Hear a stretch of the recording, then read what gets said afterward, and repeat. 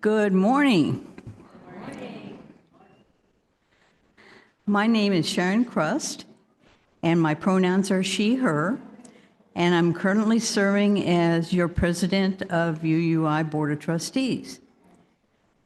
If you're here for the first time, thank you for joining us.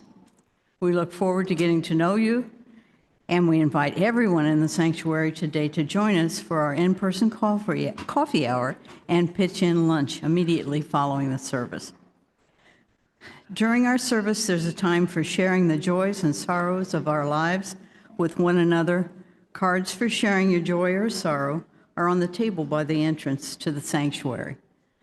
We ask that you pick them up and fill them out prior to that section of our service. Exuberance for life and learning is one of our core values. We are a positive, optimistic, and intellectually curious group of truth seekers. We believe that life should be celebrated, that humans are worthy of happiness on earth. Sorry, I just saw my other daughter walk in and it threw me off for a second. We also believe that art, music, and science serve with religious truth as the highest expressions of the human mind and spirit. Because of this, we provide spiritual and religious opportunities as we reflect on the moral dilemmas presented by issues of the day, and we value spiritual practices in our daily lives. We're so glad that you're here with us today, and we hope that you find the service meaningful and inspiring.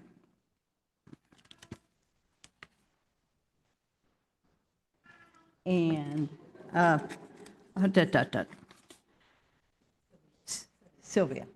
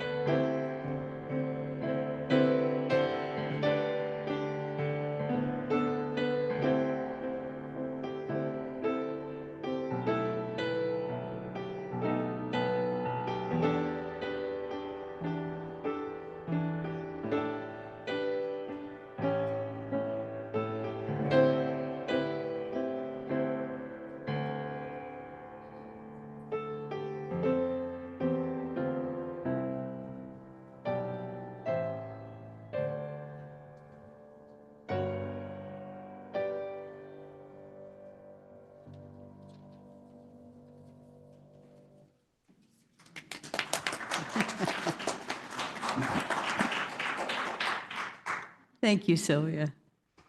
A lit chalice is a symbol of our tradition, serving as a beacon of hope. As we light our chalice in the sanctuary, as Maria lights it, I invite those of you on Zoom to light a chalice or a candle and type your location in the chat. Our chalice lighting and opening words are adapted by Eric Hepburn. We light this flame to remind us love is at the center.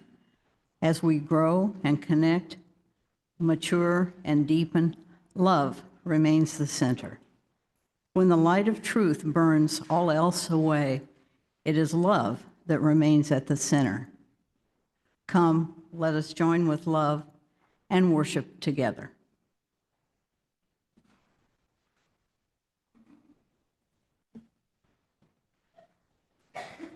Please rise and bow to your spirit as we join together in singing hymn 396, I Know This Rose Will Open.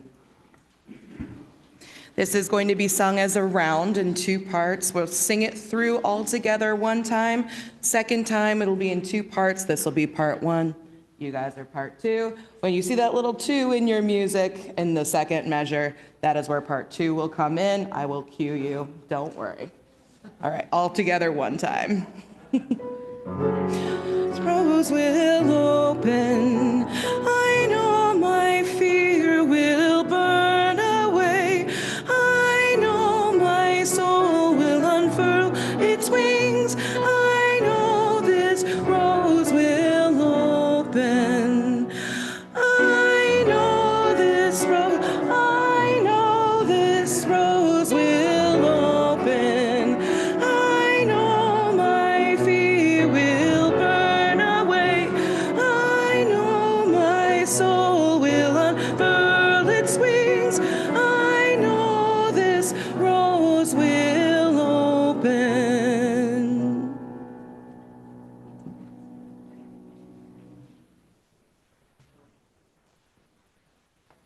Good morning. My name is Maria Madar, and my pronouns are she, her, and I'm honored and super excited to be serving as worship associate today. It's always exciting when we have a guest speaker, and today is no exception. But first, would you please join me in saying our covenant? The words are on the screen and also in your bulletin. Love is the spirit of this church, and service is its law, to dwell together in peace, to seek the truth in love, and to help one another. This is our covenant. And now we're going to say our covenant in Spanish. El amor es el espíritu de esta iglesia, y el servicio es su ley. Vivir juntos en paz, buscar la verdad en el amor, y ayudarnos unos a otros. Este es nuestro pacto. Please be seated. Our congregation is an active and vibrant community with many, many ways to participate. Please be sure to check your bulletin for some of our happenings.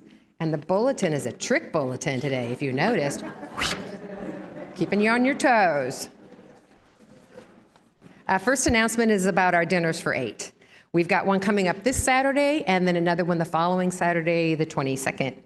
These are small, casual pitch-in dinners at the home of a UUI host. They are a wonderful way to get to know one another over food, drink, and conversation. You can sign up at the welcome desk or see John Cornell if you have any questions.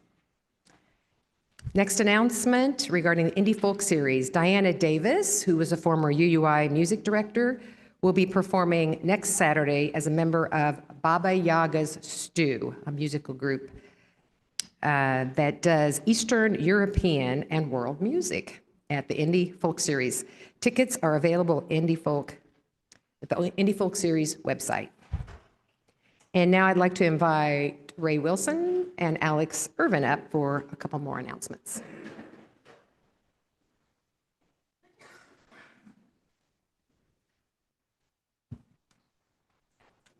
I don't know. Oh, there he is. I'm from the green team.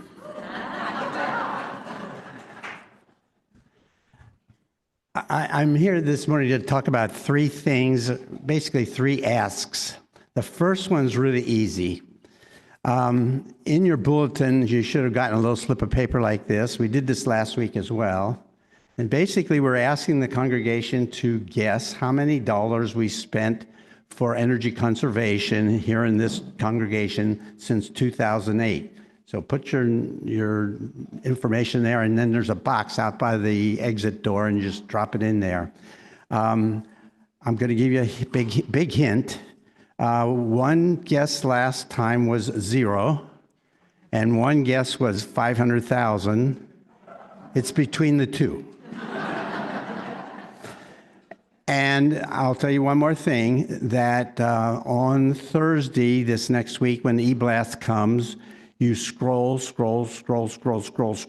down to the bottom where the green team stuff is, and you will find out who the winner is of a $25 gift card from Lowe's, and you'll find out exactly how much we have spent since 2008.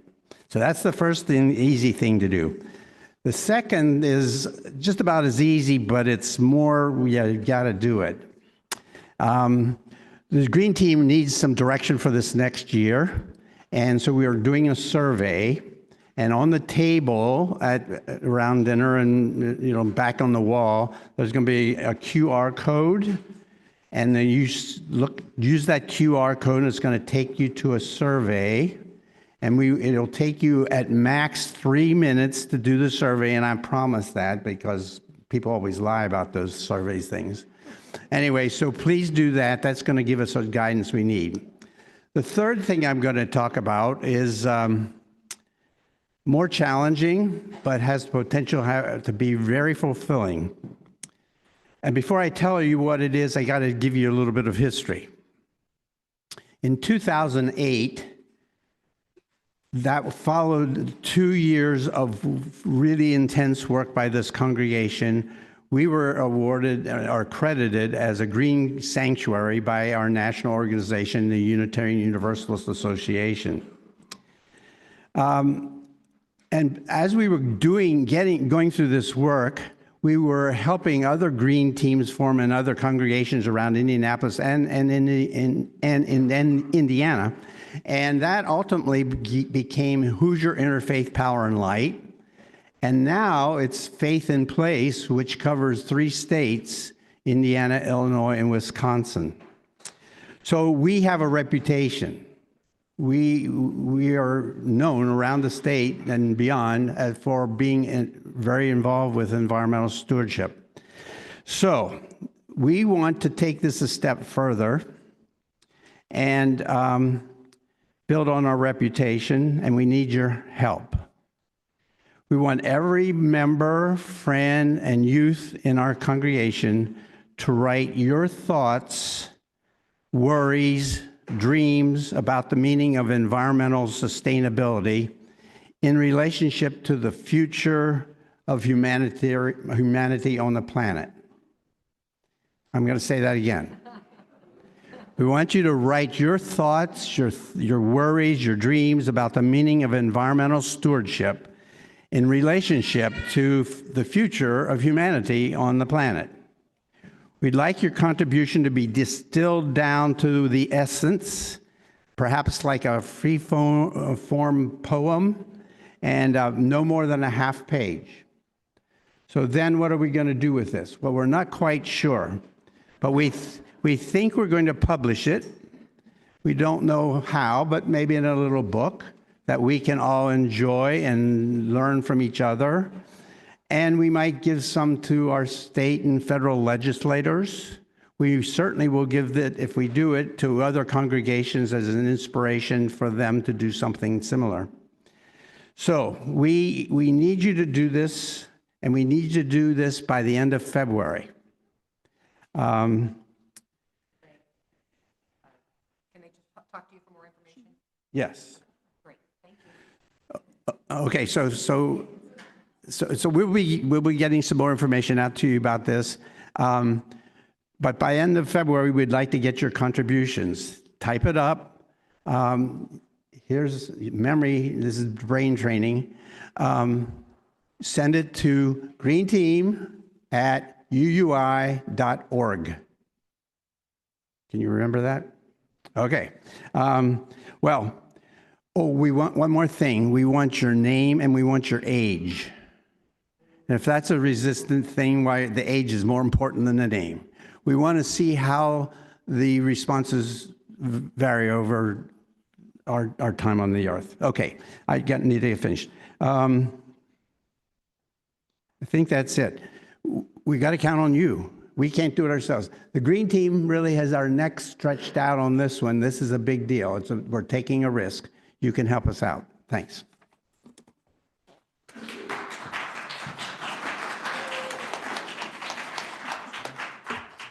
Good morning. Hello. I'm Alex Irvin, he, him, your UUI board treasurer.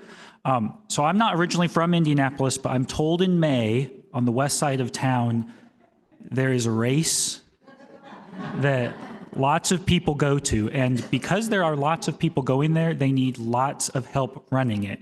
And so our fundraising committee has identified an opportunity to raise some funds for UUI. The Indianapolis Motor Speedway at multiple races, not just the big one, but the Brickyard and the other ones throughout. They need volunteers to help do everything from running concession stands, taking people's tickets, ushers, that sort of thing. And if you do it and you say you are aligned with a 501c3 nonprofit, they will make a donation of $100 a person if you do a shift.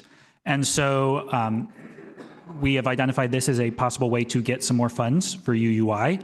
I believe there is a link in Slack. I'm not sure if there's one in email yet, but we need to kind of know if we have enough people to do this by March, is when we have to say if we're going to do it or not. So if you are interested, I think it's like one shift, a few hours, nothing crazy. You can look for that in Slack. You can talk to your fundraising committee, which is Mariah Arkins, Stacy Robinson, Judith Skiles, Kate Stevens, or a board member, and we can help you get more information. So it's a great opportunity to earn some cash for UUI. Thank you. See, I told you there was a lot going on in our community. Okay, let's shift gears now. Recenter ourselves. Take a moment to breathe as we prepare to share the joys and sorrows of our lives with one another so that they may be held in community. As the music plays, I invite people in the sanctuary to come up and drop a stone into the bowl to honor what is on your heart today.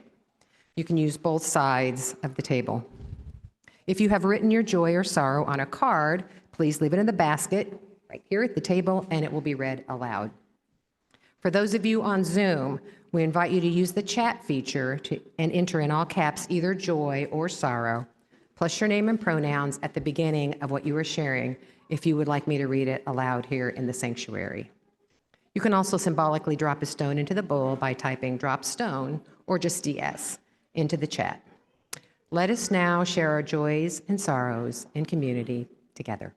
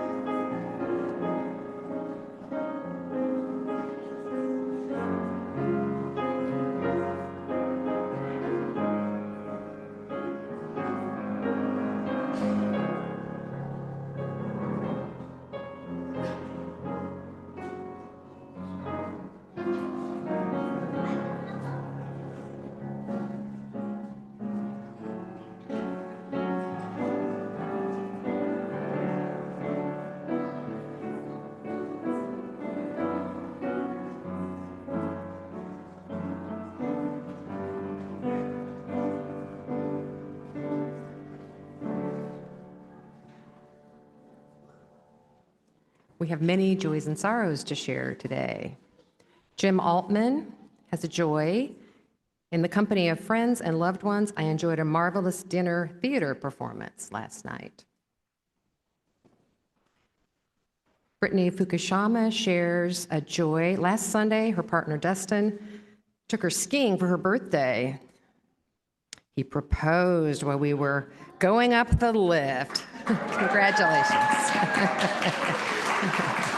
I hope you said yeah. Did you say yes? And Savi Kennedy shares joy. She found out that her favorite book series, Wings of Fire, is not over. The author says that there will be more. That's always exciting. And Susan shares a sorrow. John Russell's been hospitalized this week. He is improving. Donna shares a sorrow. Her dear friend Dane passed away last December. This past Friday was his 24th birthday. My heart goes out to all those suffering with addiction.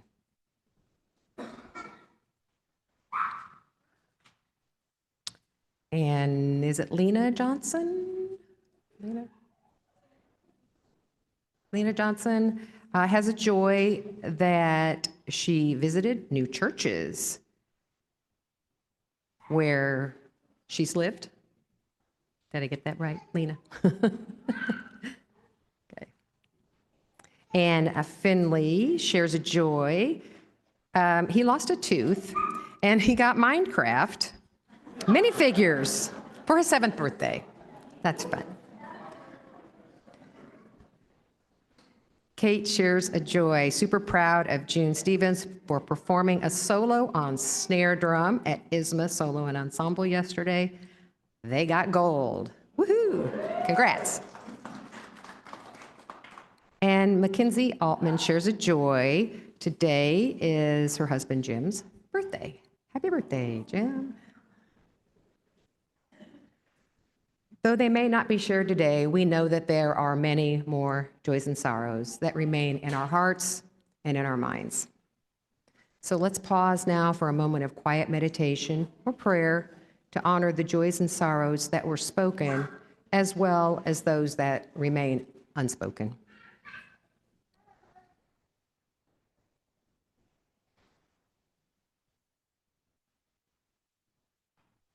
In love and light, amen.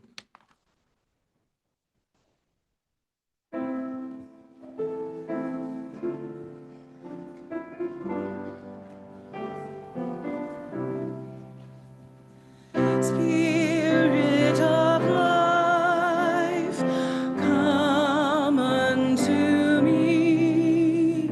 Sing in my heart all the stirrings of compassion. Blow in the wind, rise in the sea, move in the hand, giving life the shape of justice. Roots warmly close, wings set me free. Spirit of life, come to me, come to me.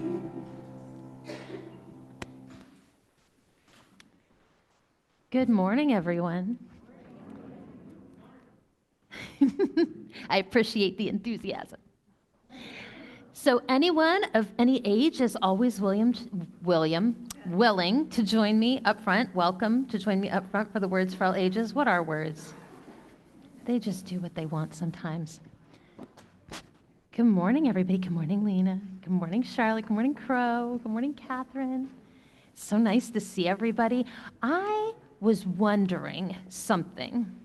I was wondering if anybody could give me an example of a fairy tale. Can you think of any? Cinderella, Alice in Wonderland, I heard. You thought of one? What is it? Little Red Riding Hood. Charlotte, what did you think of? You don't know what it's called, but you know one? Dragon and the Princess? Absolutely. Yes. Okay. And, well, maybe. We can talk more about other ones that we've thought of on the way to RE, okay? But fairy tales, sometimes they're spooky. Have any of you ever noticed this, that sometimes they are spooky? Yeah, like kids do all kinds of stuff that they're like not allowed to do in real life. And sometimes those things are really dangerous, right? Like they go into the deep, dark forest. Like they touch the spindle that they're not supposed to touch. They go to the ball that they're not allowed to go to. And then they have to get themselves out of all the trouble they got themselves into. If you still got your hand up, I'm not ignoring you. I'm just moving on and we can talk about it on the way to RE, okay? But they always seem to get themselves out of trouble in the end, right? And I have some slides today, folks, if people don't mind pulling those up for me. Thank you so much. Yep, and look, sure enough, there's Little Red Riding Hood right up there on the screen, right? We're also about to go out there after church and talk about a book that just won a huge award. It's called The Eyes and the Impossible. And do you know what that book's about?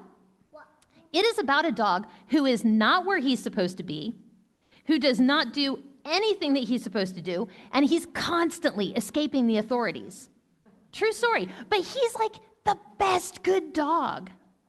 And at the Fall Multi-Gen Book Group, we read a book about a bunch of plucky orphans who are not, like, they're trying to overthrow the mayor of their town, who is actually a dragon. And these are not advancing for me, my friends. So, like, it's really odd, isn't it, that all these people are breaking all these rules in these stories, but they're all the heroes of the stories, and we're all really excited about what they're doing? It's kind of odd. It's almost like these stories are telling us that we have to do the right thing sometimes, even if it's not what other people want us to do. Not all children's books are like this, though, my friends. In fact, there's one series I can think of right away when I think about well-behaved children, and it's called the Dick and Jane series here. We're going to pop through a couple of these real quick. There we go. Anybody remember this one from yesteryear, right? Okay, and don't get me wrong, there are still people who love Dick and Jane, right? But Dick and Jane are like those little children that always do what they're told 100% of the time. So like, these are not super interesting stories, right? So, see, I love that there's like people in the back of the room being like, oh my gosh, spare me from Dick and Jane. Hey, Lena, can you scoot back a tiny bit? Because I'm going to try not to step on you. I'm going to shift a little bit here. Thank you.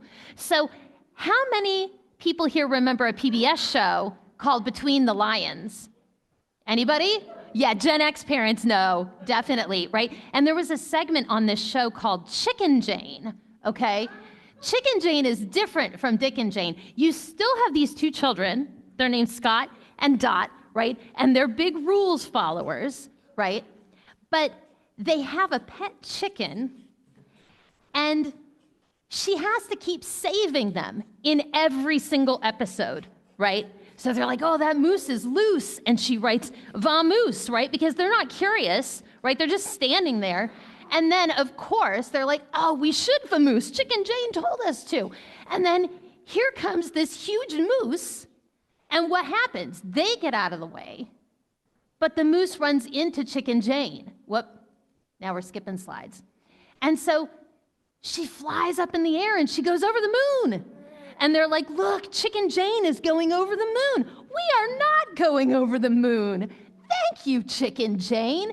And the poor chicken, like, she makes this noise at the end of every segment. She goes, "Brock," because, like, of course, terrible things have happened to her, and it just stinks.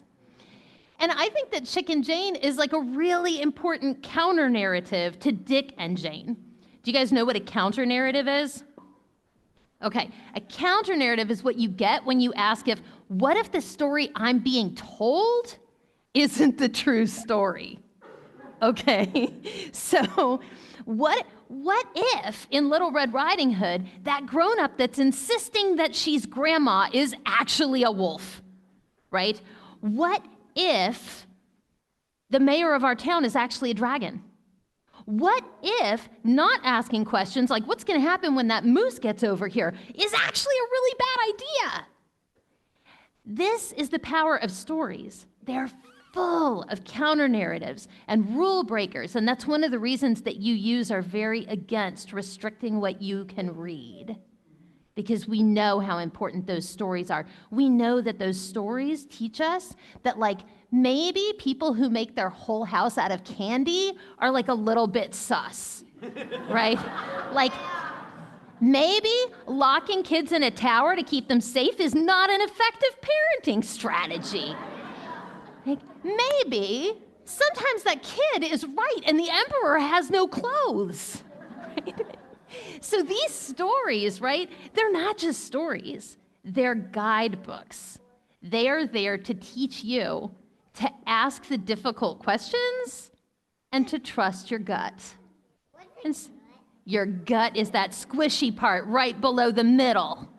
And sometimes it tells you, I don't think that is my grandma after all. And that's really important. So we're going to think about that as we sing our way out to our religious exploration small groups. Let us go.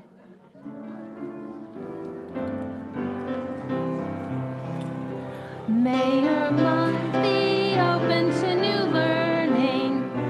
May your lips in truth. It's okay, sweetie.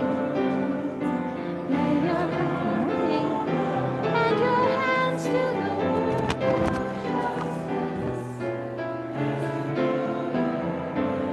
In peace as you go your way in peace. May your mind be open to new learning. May your lips bring truth into the world. May your heart know love and your hands do the work of justice as you go your way in peace. As you go your way in peace. That was a great story. Thanks, Sarah. I am delighted to welcome Kirsten Bob Diggity as our guest speaker today. Kirsten is a trusted business consultant, coach, and best-selling author. She also happens to be the daughter of UUI founding members Sharon and Frank Crust. Yes, it's true. Because of this connection, she is deeply rooted in this church. To honor this connection, Kirsten is offering complimentary Dream Out Loud sessions to folks who are ready to embrace a new identity and turn their visions into actions. She will be available after the service if you want to talk more details about this opportunity. So would you now please join me in welcoming Kirsten with a warm round of applause as she speaks to us about the connection between love and fear.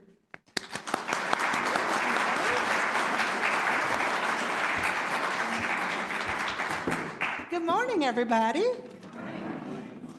Well, as she mentioned, my name is Kirsten Baum-Diggity, and yes, that is my real name, legally so, and I'll tell you more about that later. But I am also the daughter of Frank and Sharon Crust. And so if you were wondering what Sharon would look like if she was a little bit taller and a little bit wider and a little bit younger and a little bit more drag, here I am.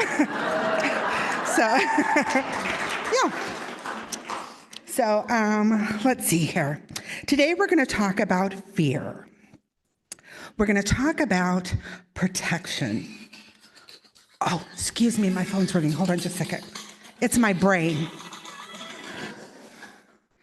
Hello? Hello? Yeah. No, I know I'm here. Yeah. No, I don't have everything memorized. No, I don't know what I'm going to do if everybody gets up and walks out of the room. Hey, but yeah, I'll figure it out. I'll figure it out. I got this. Yeah, even if the guy in the front row falls asleep, I got it. Okay?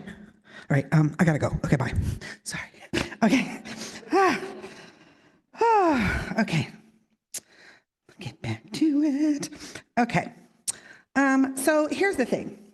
My brain is a wonderful brain. It is here to make sure that I feel safe, that I feel protected, that I know what to do.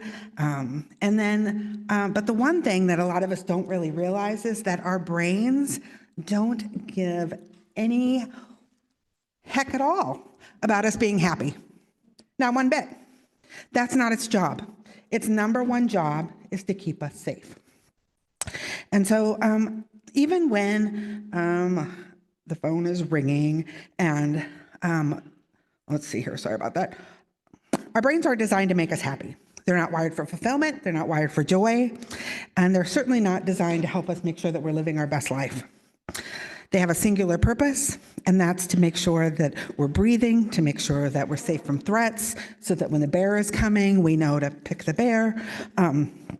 Related fun fact, because of its protectiveness, nature and our brain, they process negative emotions 5 times faster than positive.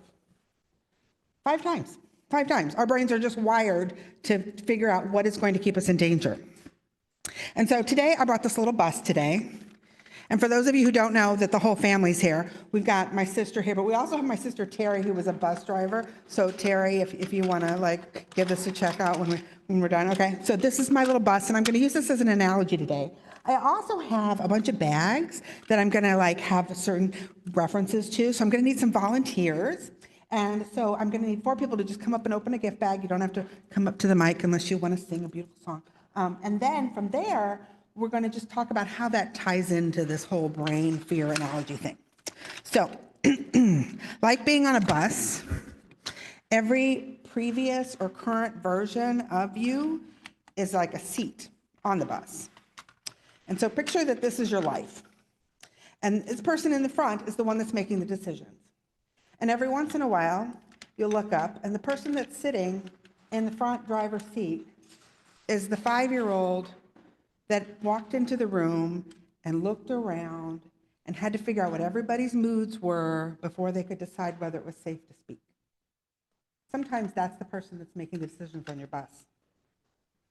It might be the person that is feeling nervous about, can I speak in front of the class? Am I going to get made fun of? Am I going to get laughed at? That may be the person driving the bus. It may be the people pleaser who decided, maybe I can make myself small enough that I'll just disappear. Sometimes that person is driving the bus.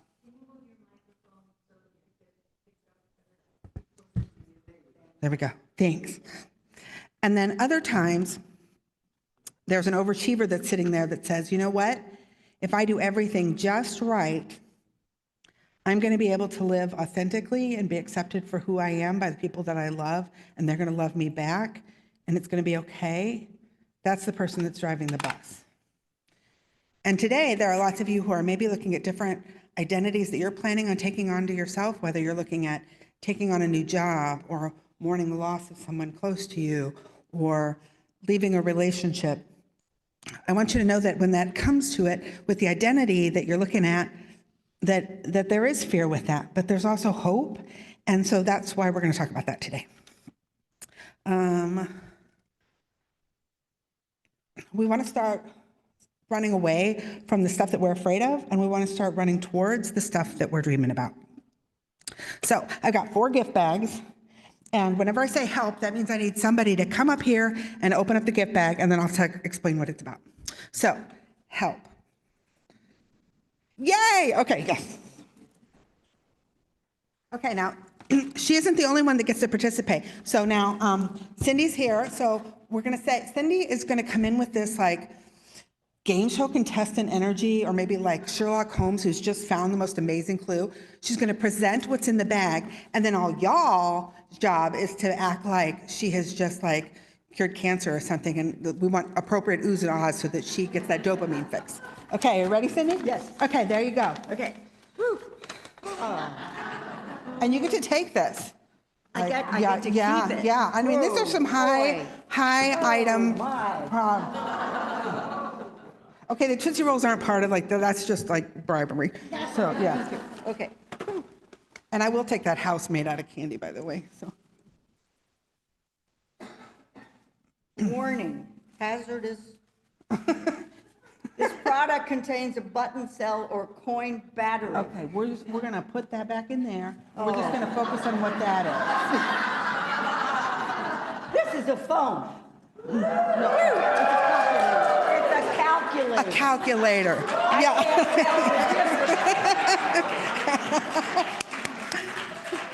It looks like a phone. It looks like. Yeah. It's a calculator. Yeah, it's a pink phone calculator. Thank you, Cindy. No, you get it. Okay. Did a great job. A calculator symbolizes the internal risk assessment device in your brain. It takes just 0.02 seconds for our brains to register fear and an opportunity to grow, for growth. Our brains don't see it that way. They go, well, what if you fall down? What if you get hurt? What if you get attacked? It's basically like a catastrophe slot machine ready to like Vegas, and it's like continually spinning worst case scenarios all day long. That's what your brain's job is supposed to do. But it often forgets to calculate, what if everything turned out okay? And what if it was amazing? Help. Come on up. Oh, my cane brethren is here. If you want to know where to get the disco sparkles, I can hook you up. Okay, everybody, Daniel's here.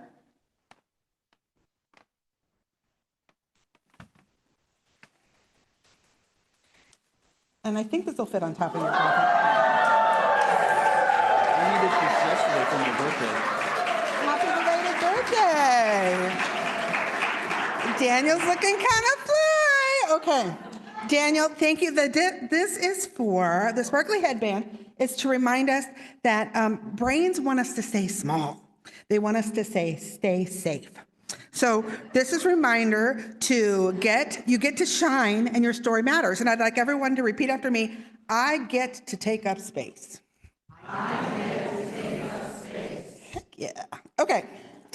Number 3, help. Look at that assertiveness. I love it. It's got some swagger going on. I love it, love it, love it. Hello.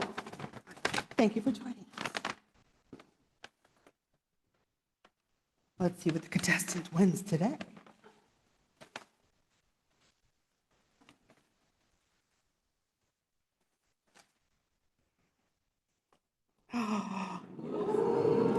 Oh, you guys are getting good. All right. A disco ball pen. I just noticed the ballpoint. Well, I mean, it's multifunctional. Yeah? It's glamorous and it's a writing utensil. Exactly. Yes. So a disco ball pen is a great reminder to us that joy is kind of a form of rebellion against fear. We can choose celebration over calculation. And I don't know if you know this, but adults laugh, get this, 15 times a day. Isn't that underwhelming? Children, 300. We got some work to do. So whether it takes a glitter ball or whatever, yeah. So thank you very much. Nope, it's all yours, baby. Help. Grand finale help.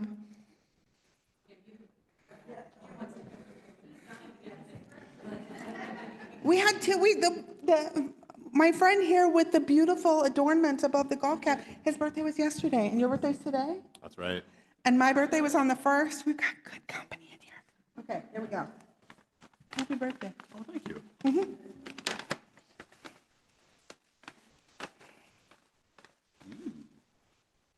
I got corn. Are you going to sing the song? The corn song? You don't know the corn song? No, will you teach me? If I taught it, you wouldn't still know it. Yeah. So, but you should YouTube it because it's adorable. Okay. So the seeds. Seeds represent something critical. They represent potential.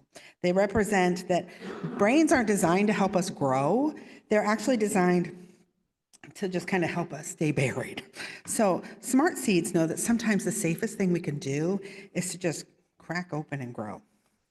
So first off, we're done with all the gifts, I'm sorry, but let's give a round of applause to all of our 4 volunteers. Thank you, thank you. You are the real heroes in the bus ride called life. Okay, here we go. Now we're gonna move on to this really cool concept that you can take this framework and use it in your everyday life. It's called CTFAR, and it's by this woman named Brooke Castillo, and she is the founder of the Life Coach School. So, and I'm going to use the bus as kind of like my analogy in making all this come sense. And I'm going to use my name change to explain it all. So, in old school, we would have these decision trees. And for those of you who were reading books, when I was reading the books, there were these books called Choose Your Own Adventure. And you would get to decide, like, okay, are we going to feed the dragon? Are we going to let the dragon feed us? You know, whatever. So, and we would just veer. And we're talking about who we're letting make those decisions. So, when I was looking at, we started with C, circumstances. Circumstances are neutral. Nothing can be debated about it. I have 10 toes. It is raining outside. I wanted the stank of my ex-husband's last name off of my identity. These are facts, right? From there, we take these circumstances and we get to decide, we assign the thoughts and the feelings that go with them. It's true, like facts are facts, but thoughts and feelings, all of those are negotiable. We get to choose those. So when it comes to the thoughts, if I changed it to bomb diggity, I could either take this turn and have some people think that I am an under-medicated potato. I could. That would be one way to go. I could turn it this way, and I would have some people be like, this is the girl that I want to be my new BFF. Okay? It could go either way. I had my ex actually tell me that if I went this way, it would close some professional doors for me. Ironically, I was thinking, hey, this could open some doors for me. Both could be true, right? So we pick the thoughts that we want to assign to the circumstances. From the thoughts, we assign feelings, CTF. So circumstances, thoughts, feelings. Feelings comes next. I could be ashamed. Oh, there she is, that divorced old lady. What's she gonna do? Who's gonna take the trash out for her besides her wonderful, handsome son, who is at home sick right now? Yeah. It could be that I'm going to feel embarrassed that this guy didn't understand that, like, I was a wonderfully dedicated partner and he just thought those vows were kind of like this optional thing. It could be. Those are all feelings. But there are other feelings. Like, what if choosing this new last name was a declaration of empowerment? What if it was a declaration of joy? And from then the feelings, we choose the actions. The actions are where we decide which way we're going to go. We're going to go. So we started with our circumstances. Then we pick our what? Thoughts. You guys are so good. Good quiz. Okay. Then we go where? Feelings. And then where do we end up? Actions. So I could stay proper and either keep the name that kind of gives me the heebie-jeebies, or I could pick maybe a more traditional name. I could have gone back to Crust, because that was a lot of fun being a middle school teacher, being called Krusty the Clown and Miss Krusty. Yeah, that was a lot of fun. Don't miss those days. But I decided I had successfully outgrown every previous version of me. And at this age and at this size and at this level of joy, I was just going to pick a ridiculous name that was going to help people decide that they were my people or they weren't, and we're just going to go for it. And it has made all the difference. Thank you, Robert. Path was chosen. So here's the deal. I could have done that. Instead, the action that I took was to decide to stand in front of the judge and say, yes, I would like to make Bomb Diggity my legal last name. And I swear, I totally expected her to be like, girl. And instead she was just like, yeah, okay, minus the phone dropping. But yeah, she didn't even care. She did wonder why I picked the name F, Bomb Diggity, and I didn't want to explain to her how I cuss a lot and but I left the F in the middle in case I wanted to be professional and polished, So, okay, so yeah, now on my driver's license, and I have it with me if any of you think I'm lying, but yeah, Kirsten F. Bomb Diggity. So from the action, our final step is the results. The results is that I could have shame tethered me to a story that isn't mine, or I could be unapologetically myself. I work with some very introverted, conservative clients. Not a lot of those kind of conservative, but that doesn't mean that I want them to be more like me. It means that I want them to see that they can be more like them. And it really helps them see that whether they're going through a divorce or whether they've wanting to start a new company or whether they've lost a parent that they've been caring for a number of years and they're not quite sure where to even start anew, that creating this new identity can be a place of joy and that fear doesn't have to make those decisions for us. The most important takeaway that I want you to hear today is that circumstances never, ever, ever, ever, ever determine our results. Actions do. And sometimes the most radical act of self-love is telling that scared, people-pleasing, afraid to rock the boat, afraid to make people angry, afraid to hurt people's feelings, afraid of being not enough, afraid of being too much, that the best that we can do is to just talk to that little person. Talk to that little kid that sometimes you look up and she's driving the bus. You don't have to go into it from a point of shame. You don't have to feel bad that you look up and she's, but what you can do is go up to that little girl or that little boy or that little non-binary human and you say, you know what? I am so grateful that you were exactly the person that I needed you to be when I needed you. And you took care of me the best you could. And what I want to tell you is, thank you, but I got this now. Take a seat. And so I invite you to look at fear and see that it is not something that we have to surrender to. Think of it as if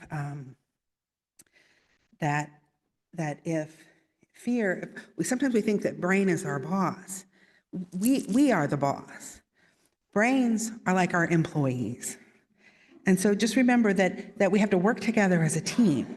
And so if you feel like the brain is being a little bit bossy, there's a few things that you can do. You can, one, acknowledge it.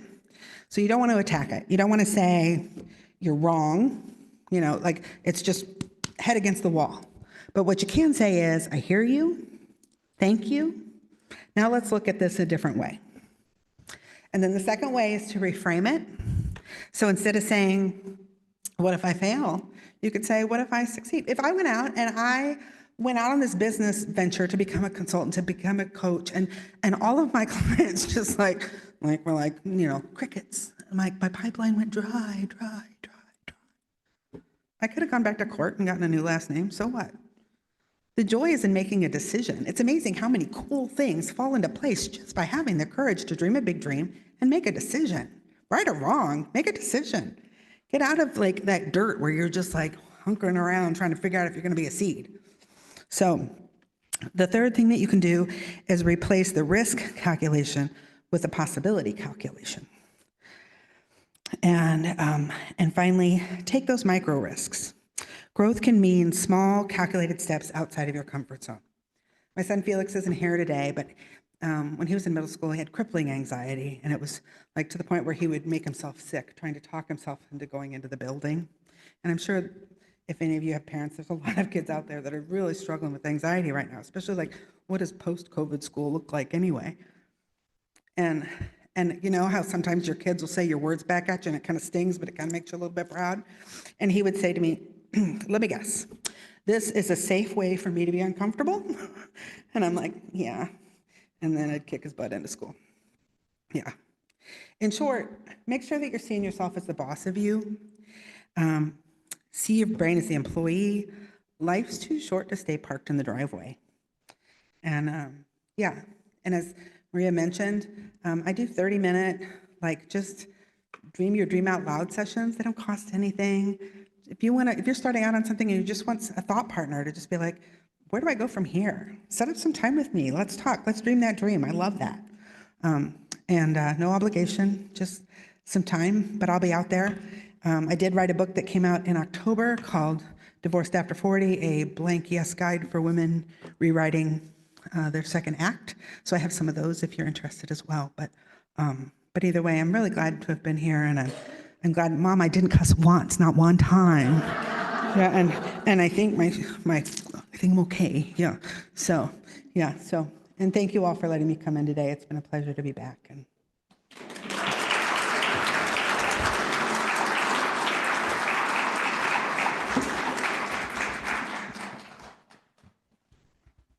just know that I'm a little under the weather.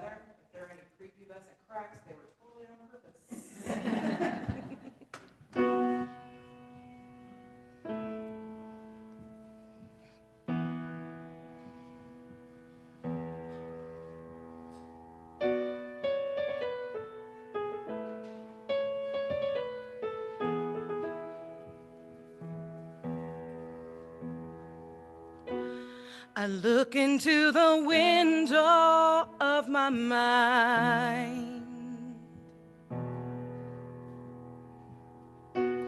reflections of the fears I know I've left behind.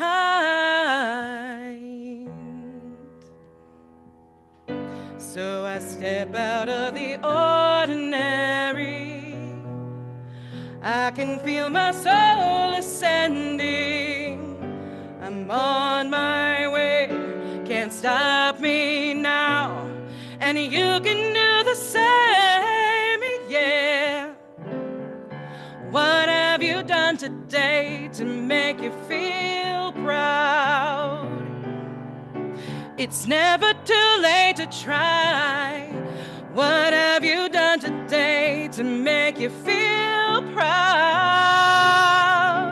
Ooh, you could be so many people if you make that break for freedom. So what have you done today to make you feel proud?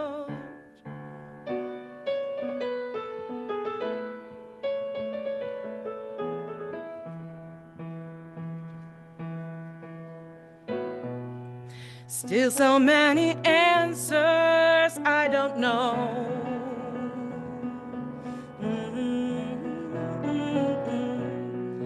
Realize to question is how we grow. So I step out of the ordinary. I can feel my soul ascending. I'm on my way, can't stop me now. And you can do the same, yeah. What have you done today to make you feel proud? It's never too late to try. What have you done today to make you feel proud?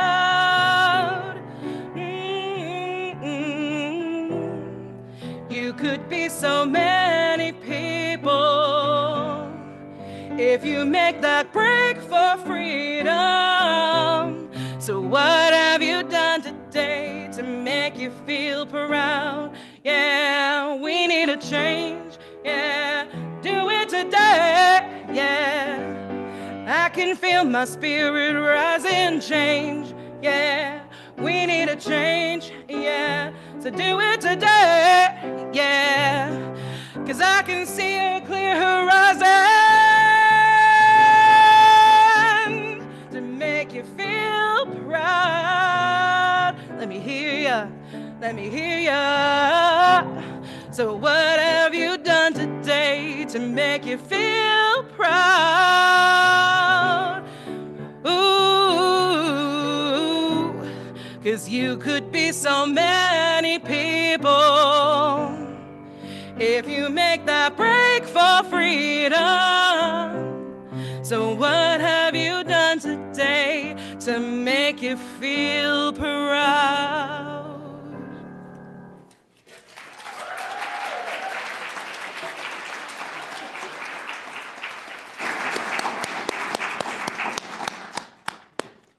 Thanks, Andrea. It sounded great. Every month, UUI gives half of the Sunday collection to a cause chosen by our Social Justice Committee.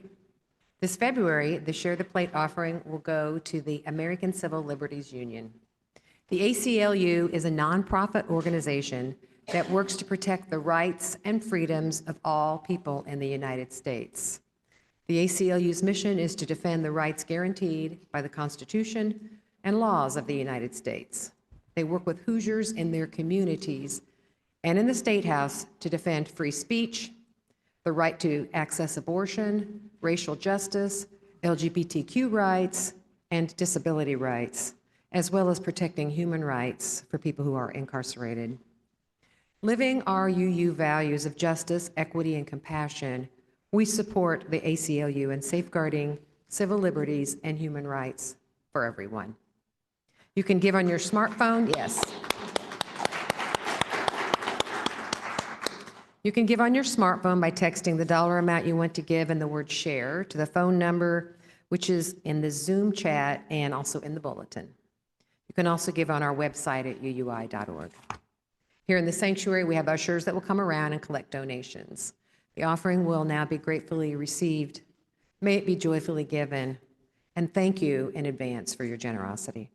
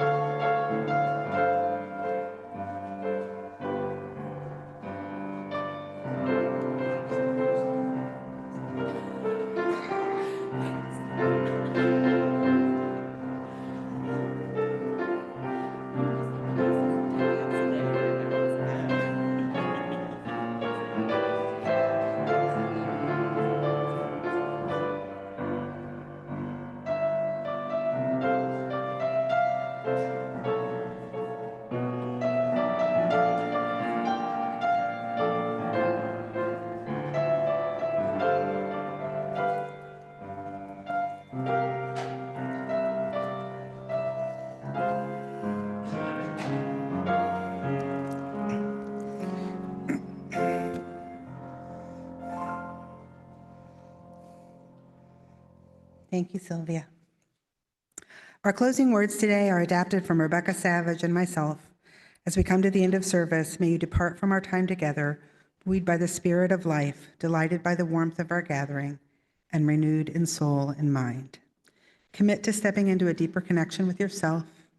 Turn your fear into the compass that points you towards courage, clarity, and profound growth.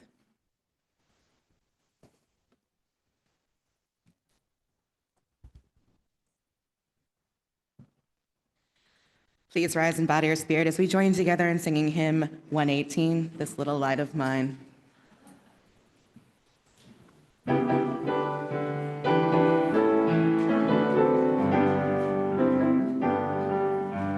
This little light of mine, I'm gonna let it shine. This little light of mine, I'm gonna let it shine. This little light of mine, I'm gonna let it shine. Let it shine, let it shine, let it shine. Everywhere I go, I'm gonna let it shine. Everywhere I go, I'm gonna let it shine. Everywhere I go, I'm gonna let it shine. Let it shine, let it shine, let it shine. Building up our world, I'm gonna let it shine. Building up our world, I'm gonna let it shine. Building up our world, I'm gonna let it shine. Let it shine, let it shine, let it shine.